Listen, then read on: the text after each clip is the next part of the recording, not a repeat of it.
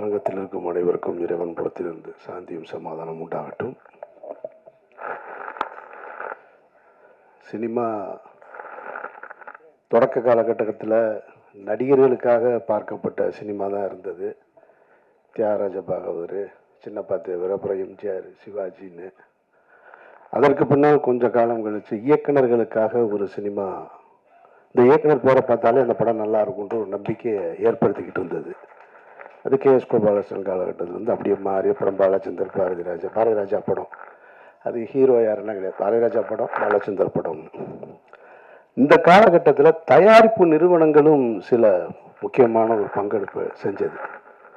அது சத்யஜோதி படம் நல்லாயிருக்கும். சத்யா மூவிஸ் வேறையாக இருக்கும், சத்யஜோதி. இப்போ ஏவிஎம்னா அது ஒரு கமர்ஷியல் சினிமாவாக இருக்கும், அந்த பிராண்டு வேறு. ஆனால் நல்ல படங்கள் இப்போ சத்யஜோதி இருக்கும், சூப்பர் குட் படம் அப்படின்னு. அது மாதிரி ஆஸ்கார் மூவிஸ்னு ஒரு கம்பெனி இருந்தது, பாஸ்கர்னு ஒரு டைரக்டர். அவர் படங்கள் தீர்ப்புகள் திருத்தப்படலாம், தண்டிக்கப்பட்ட நியாயங்கள், பௌர்ணமி அலைகள், சூளம், இதெல்லாம் பண்ணியிருந்தார் அவர். ரஜினி சார் வச்சு பைரவி படம் கூட டைரக்ட் பண்ணார் அவர். அந்த கம்பெனியோட பேர் பார்த்த உடனே படம் நல்லா இருக்குன்னு தோணும்.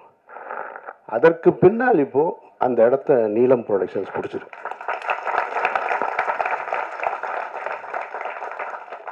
முதல்ல நீலம் ப்ரொடக்ஷன்ஸ்னு பேர் வைக்கும் பொழுது சரி, எல்லாரும் அவங்கவுங்க சினிமாவுக்குள்ளே தான் பிறந்த இடம், பிறந்த சமூகத்தை தூக்கி பிடிக்கிறதுக்காக வந்திருக்கிறாங்க. அந்த அடிப்படையில் ரஞ்சித்தும் நீலம்னு தூக்கி வச்சிட்டாரு, அப்படி தான் தோணுச்சு. அது தோணுற இயற்கை தானே.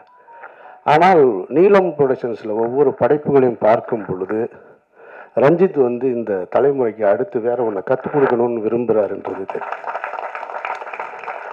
அவர் நினச்சிருந்தா வெறும் பெயரை ரஞ்சித் ப்ரொடக்ஷன்ஸ் கூட வச்சுருக்கான். ஆனால் நீலம்னு வச்சுட்டு அதில் இருக்கிற படைப்புகளை வரிசையாக பார்க்கும் பொழுது நீலம் ப்ரொடக்ஷன்ஸில் வர்ற எந்த படமும் சோட போகாத படமாக இருக்குது, ஒரு மரியாதைக்குரிய படமாக இருக்குது.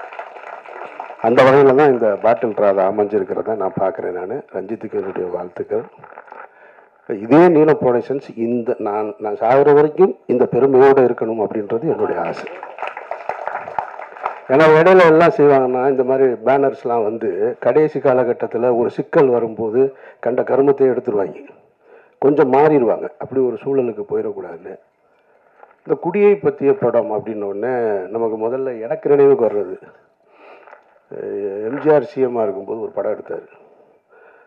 தேங்காய் சீனிவாசன் அவர்கள் ஹீரோவாக நடித்து நான் குடித்து கொண்டே இருப்பேன் அப்படின்னு ஒரு படம். அது ஒரு பிரச்சார படம் மாதிரி பண்ணியிருந்தாங்க.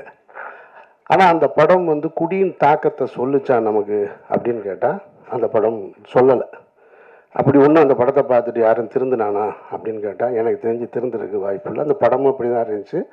அது தேங்காய் சீனிவாசன் போல ஒரு சீனியர் நகைச்சுவை நடிக்கும்போது அது சேரலை. அதோட மேக்கிங் அன்றைய காலகட்டத்தில் வச்சு. அதுக்கு பின்னாடி நான் குடியை பற்றி ரொம்ப சிலாகிச்சு பார்த்த படம் 2016 ஸ்பிரிட்னு ஒரு மலையாள படம், மோகன்லால் சார் நடிச்சது.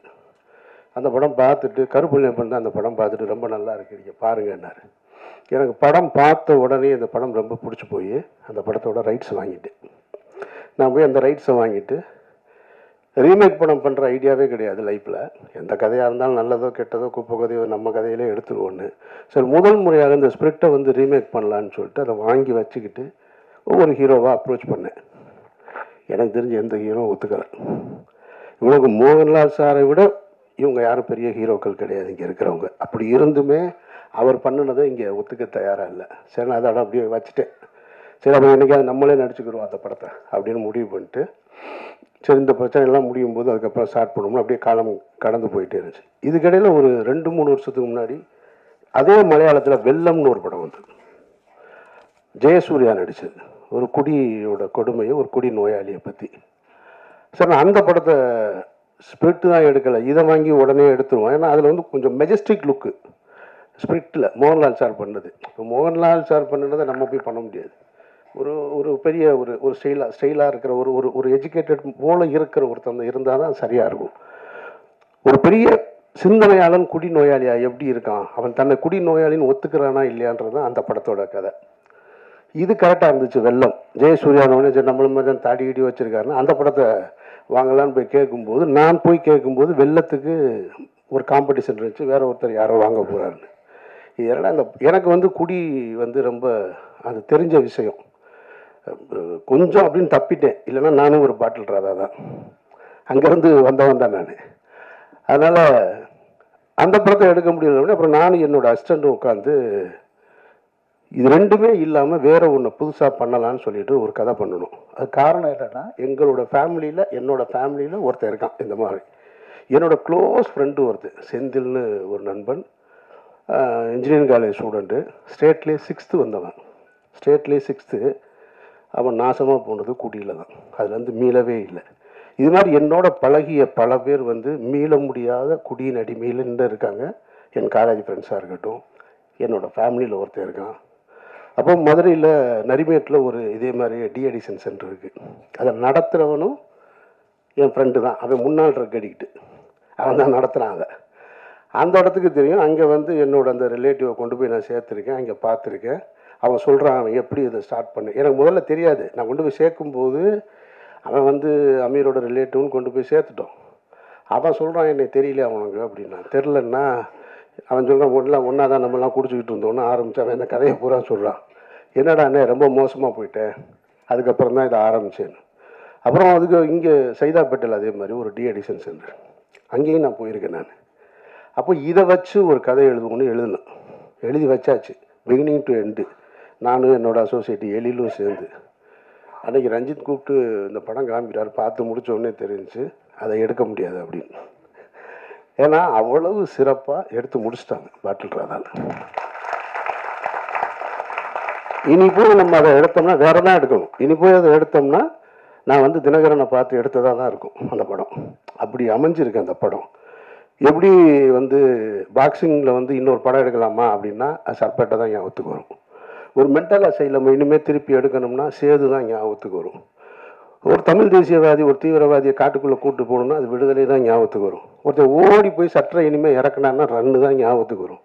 அதுபோல் டிஎடிஷன் சென்டர்னு தமிழ் சினிமா படம் வந்துச்சுன்னா அது இந்த படத்தை தான் ஞாபகம். அப்படி ஒரு படம் அது மிகச்சிறப்பாக. அதாவது ஒரு ஃபர்ஸ்ட் ஹாஃபை வந்து இவ்வளவு அழகாக என்கேஜ் பண்ண முடியுமா? ஏன் இங்கே சொன்னவங்க ஏன் சரியாக சொல்லலைன்னு தெரில. இது ஒன்றும் பிரச்சார படம்லாம் கிடையாது. இது பிரச்சாரம்ன்ற வார்த்தை நீங்கள் யூஸ் பண்ண வேண்டியதே இல்லை. Complete entertainment. மாறன்லாம் பின்னிருக்காரு ஃபர்ஸ்ட் ஹாஃபில், எக்ஸ்ட்ரானரியா. போகிற போக்கில் அதுவும் ஓபியில் டைலாக் டப்பிங்கில் போட்டிருக்காரு பாருங்க. அங்கங்கே நீங்கள் எங்கே உட்காந்துருந்தாலும் இதை நான் என்ன சொல்கிறேன்னா, நான் மிகைப்படுத்தி சொல்லலை. சமீபத்தில் இந்த படத்தை குட்லெட்டில் பார்க்கும்போது மொத்த தேட்டர்லையும் ஒரு ஆள் சிரிச்சுக்கிட்டே இருக்கான். படம் போட்டதுலேருந்து வெற்றிமாறன் தான், வேற யாரும் இல்லை. சிரிக்கிறதுனா எப்படி இந்த லெவல்லாம் இல்லை.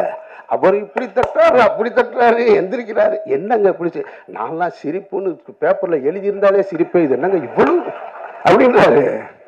நானும் சிரித்தேன், ஆனால் இப்படிலாம் சிரிக்கலை.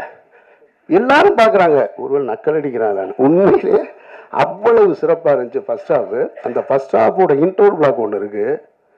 அந்த இன்ட்ரோல் பிளாக் வந்து இப்படி இந்த ஒரு படத்தை இன்ட்ரோல் பிளாக் வைக்க முடியுமா அப்படின்ற ஒரு இடத்த வந்து அந்த டைரக்டர் ஃபிக்ஸ் அந்த பையன் தான் நினைக்கிறேன். அவன்தானே? அவனை நல்லா பார்த்து வச்சுக்கோங்க. நான் விளையாட்டுக்கு சொல்லலை. அவன் இன்ட்ரோல் பிளாக்ல ஒரு வேலை பார்க்குறான், மொத்த பேரும் பயமுறுத்திட்டான். அவ்வளவு சிறப்பாக போட்டான். சரி, இப்படி ஒரு ஃபர்ஸ்ட் ஹாஃப் வச்சுட்டு செகண்ட் ஹாஃப் என்ன இருக்கும் அப்படின்னு போனால் டெட் கான்ட்ராஸ்டாக ஒரு எமோஷன் படம் ஃபுல்லாக. இப்போ நமக்கு ஒரு டவுட் வந்துச்சு, இப்படி ஒரு ஸ்க்ரீன் பிளே எப்படி எழுத முடியும்? கம்ப்ளீட் என்டர்டெயின்மெண்ட்டாக இருக்குது. படத்தோட பிகினிங்லேருந்து இன்ட்ரோல் வரைக்கும் ஒரு இடம் கூட உங்களை வந்து சும்மா இருக்க விடலை. ஜான் விஜய் எல்லாம் வந்து அப்படி பிரமாதப்படுத்திட்டார். பிரமாதமாக அந்த கேரக்டரு. இந்த ட்ரெய்லரில் ஒரு ஷாட் வந்துச்சு இல்லையா, அதான் அவரோட இன்ட்ரோடக்ஷன் ஷாட்டு. அவ்வளவு அழகாக அவ்வளவு மெச்சூர்டாக. நான் சொன்னேன் இல்லை மதுரையில் என்னோட ஃப்ரெண்டுன்னு, அவன் கேரக்டர் தான் ஜான் விஜய் பண்ணியிருக்காரு. இந்த செகண்ட் ஹாஃப் என்னடான்னா அது வேற ஒரு ஏரியாவில் இருக்குது, கம்ப்ளீட் எமோஷனில் இருக்குது. இப்போ லிங்கு சொன்னார் இல்லையா, அவன் வந்து அவன் போயிடக்கூடாதுன்னு. அந்த காட்சி இன்னொரு இடம். அதாவது புருஷன் எனக்கு காசு கொடுத்து அனுப்பிச்சிட்டு அந்த சஞ்சனா உட்காந்து சமைச்சிக்கிட்டு இருக்கிற ஒரு சீன் இருக்குது. அந்த சமைப்பாங்க, அந்த மீன் பொரிச்சிட்டு வச்சுட்டு பிள்ளைகளோட வந்துடுவான் அப்படின்னு. இந்த வரலேன்ட்டு போனவன் கூட 2 குடியானோட இந்த சைக்கிளில் போவான் பாருங்க. அப்படியே போயிட்டு நான் வந்துடுறேன்னு அதெல்லாம் நான் பார்த்துருக்கேன், நான் பார்த்துருக்கேன், வாழ்ந்துருக்கேன், எல்லாமே தெரியும். இந்த கேரக்டர் வந்து இப்போது குரு சோமசுந்தரத்தை தவிர தமிழ் சினிமாவில் இந்த கேரக்டர் நடிக்கிறதுக்கு நடிகனே இல்லை. நான் யாரையும் குறைத்து மதிப்பிட்டு சொல்லலை, நீங்கள் படம் பார்த்துட்டு நீங்கள் முடிவு பண்ணி சொல்லுங்கள். இவ்வளவு சிறப்பாக ஒருத்தன் பண்ண முடியுமா? பண்ணியிருக்காங்க. சரி, அவங்க ஹீரோயின் சஞ்சனா, அவங்க வந்து முதல்ல நமக்கு ஹீரோயின்னா வேற மனநிலையில் தானே இருக்கும். அப்படி இருக்கணும் ஒன்று, ஒரு கேரக்டராக சிம்பிளாக ஒரு நடுத்தர குடும்பம், ஒரு மிடில் கிளாஸு, அவங்க தன்னுடைய கணவன் எப்படி இருக்கணும்னு ஆசைப்பட்டாங்க, ஆனால் இருக்க முடியலை, அவனோட வாழ்ந்துக்கிட்டு இருக்கிறது. ஒரு கட்டத்தில் பிரிஞ்சுட்டு நான் அந்த சீனை ரொம்ப ரசித்தேன். நான் இப்போ நம்ம எழுதுனா கூட அதை அவ்வளோ தைரியமாக எழுதுவோமான்னு தெரில. குரு சோமசுந்தரம் வந்து நான் திருந்திட்டேன் அப்படின்னு சொல்லி அவங்க வேற ஒரு லைஃப்பை தொடங்குறதுக்காக நின்றுட்டுருப்பாங்க. அப்படி நடந்து வரும்போது அவனை பார்த்துட்டு புருஷன் நிற்கிறான்னு பார்த்துட்டு அப்படி திரும்பி வருவாங்க. வந்தவுடனே நான் திருந்திட்டேன், நம்ம உன் கூட வாழணும்னு ஆசைப்பட்றேன், வீட்டுக்கு போகலாம் அப்படின்னோடனே நம்ம என்ன செய்வோம்? சரி வாங்க ஆகா கணவனே கண்கண்ட தெய்வம், கல்லானாலும் கணவன் புல்லானாலும் புருஷன். செம்ம டைலாக் போடா நாயே, எக்ஸ்ட்ரானரி. நீ திருந்துவ, இதை நீ சொல்லுவ, நான் வந்து கேட்கணுமா? என் 10 வருஷ வாழ்க்கையை தொலைச்சிட்டேன்டான்னு ஒரு பொண்ணு சொல்கிற அந்த இடம் இருக்கு பாரு. எவ்வளவு கனவுகளோட இது போல் திருமணம் செஞ்சு வைக்கிறாங்க. ஏன்னா இந்த வார்த்தை நான் என் ஃப்ரெண்டோட ஒய்ஃப்கிட்ட கேட்டேன். நான் இன்றைக்கி அந்த பொண்ணுங்க 2 பேருமே காலேஜ் படிக்கிறாங்க, ஒருத்தவங்க துபாய் போயிட்டாங்க. கல்யாணம் ஆன நாள்லேருந்து ஒருத்தன் போராடிருக்கான். ஒரு பொண்ணு போராடி போராடி போராடி அவனை மீட்டெடுக்கவே முடியலை கடைசி வரைக்கும். எத்தனை டிஎடிஷன் சென்டர் கொண்டு போய் விட்டாலும் அங்கேருந்து ஒரு ஃபோன் போடுவான், அழுகுவான், நான் காலில் விழுகிறேன், என்னை மன்னிச்சிரு, நான் திருப்பி வந்துடுறேம்மா. வந்து ஒரு 10 நாள் தான் திருப்பி ஸ்டார்ட் பண்ணிடுவோம். அது அப்படியே போய் போய் அந்த மனைவியோட அந்த வார்த்தையை நான் வந்து அவங்கக்கிட்ட கேட்டேன். ரொம்ப சிறப்பாக பண்ணியிருக்காங்க. அதில் அவங்க படம் பார்க்கலன்னு சொன்னாங்க. எண்டு படத்தோட எண்டு ஷார்ட் இருக்குது. செகண்ட் ஹாஃப் ஃபுல்லாக எமோஷன் தான். ஃபர்ஸ்ட் ஹாஃப் நீங்கள் பார்த்துட்டு அந்த மூடுக்கு பார்த்தீங்கன்னா செகண்ட் ஹாஃப் இருக்காது. அந்த எண்டில் கிளைமேக்ஸில் ஒரு சிங்கிள் ஷாட் ஒன்று பண்ணியிருக்காங்க அவங்க டைலாக் டெலிவரியோட, மிக பிரமாதமாக இருக்குது. எல்லா ஆர்டிஸ்ட்டுமே இதில் இவர் நல்லா நடிச்சிருக்காரு. மாறனெல்லாம் நான் ரசிச்சுக்கிட்டே இருந்தேன். மாறன் பேசுகிற டைலாக் எல்லாமே குட்டி குட்டியாக. ஜான் விஜய் இப்படி பார்த்துட்டு, ஜான் விஜய் நான் பெருசாக ரசித்ததில்லை, ஷார்பேட்டா தவிர. அவர் நானும் ஒரு படம் நடிச்சிருக்கோம், அந்த படம் பாதியிலே நின்றுச்சு. ஆனால் இந்த படத்தில் இவ்வளோ பிரமாதமாக அந்த ஸ்டேஷன்லேருந்து வெளியில் வரும்போது அவ்வளோ அழகாக வாழ்ந்திருக்காரு. ஒரு நல்ல திரைப்படம் அது உருவாக்கும் போது தனக்கான ஆட்களை கலைஞர்களை சேர்த்துக்கிறோம், அதில் வந்து மாற்று கருத்தே இல்லை. அதுபோல் அப்படி சேர்த்துக்கிட்ட ஒரு நல்ல திரைப்படம் தனக்கான வெற்றியையும் சேர்த்துக்கிறோம். அதுக்கு யாரும் போய் சப்போர்ட் பண்ணணுன்ற அவசியம் இல்லை. பாட்டில் ராதா அப்படி ஒரு வெற்றியை சேர்க்கும்ன்றதை நான் உறுதியாக சொல்கிறேன். மற்றபடி சான்றோடன் பேசும்போது கைதட்டுங்க அப்படின்னாரு. உங்கள் பேச்சுக்கு இங்கே யாரும் கைதட்ட தயாராக இல்லை, உங்கள் பாட்டுக்கு தான் கைதட்டினாங்கல்ல எல்லாரும். அப்புறம் என்ன? இல்லை இல்லை, அதுதான் நீங்கள் கேட்காமலே வந்துருச்சு உங்களுக்கானது. ஸோ அதனால் எல்லாரும் மிகச்சரியாக பண்ணியிருக்க. இந்த படம் பார்க்கும்போது ஒரு குடி ஒரு நோய் அப்படின்றத ஒருத்தர் உணரணும். இன்றைக்கி அதை நோயின்னு உணராமல் பல பேர், இதை சீனிராமசாமி என்கிட்ட ஒரு முறை சொல்லியிருக்காரு. சார் அது ஒரு நோய் சார், அது குடி ஒரு நோய். அது நோயின்னு எவன் உணர்றானோ அவன் தான் சார் அதுலேருந்து வெளியில் வர முடியும்.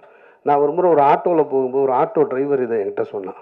சார் நான் ஒரு பெரிய குடி நோயாளி சார், இப்போ நான் வந்து அதுலேருந்து வந்துட்டு ரொம்ப கேவலமான, அவன் சொல்கிறான் நான் ரொம்ப கேவலமானவன் சார், அவ்வளவு கேவலமான செயல்களை செஞ்சுருந்தேன் நான்.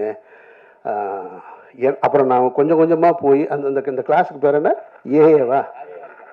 ஏஏ, அந்த ஏஏ கிளாஸுக்கு போய் அவன் சொன்னாங்கிட்ட, இப்போ நான் வந்து கிளாஸ் எடுக்கிறேன் சார். நான் போய் அந்த மானக்கேடான விஷயத்துலேருந்து ஒரு மனுஷன் எவ்வளவு அவமானப்பட முடியுமோ அந்த அவமானத்துலேருந்து மீண்டிருக்கேன்னு சொன்னால், அதுபோல் இந்த படம் பார்க்குறவங்க மீளலும் அப்படின்ற ஒரு நம்பிக்கை இருக்குது. அதுக்கான படமாக பாட்டில் ராதா அமைஞ்சிருக்கான்னா நான் மிகைப்படுத்தி சொல்லலை, படம் சத்தியமாக அமைஞ்சிருக்கு. வாழ்த்துக்கள் ரஞ்சித் குழுவினருக்கு, இயக்குனருக்கும் என்னுடைய நெஞ்சார்ந்த வாழ்த்துக்கள். நன்றி.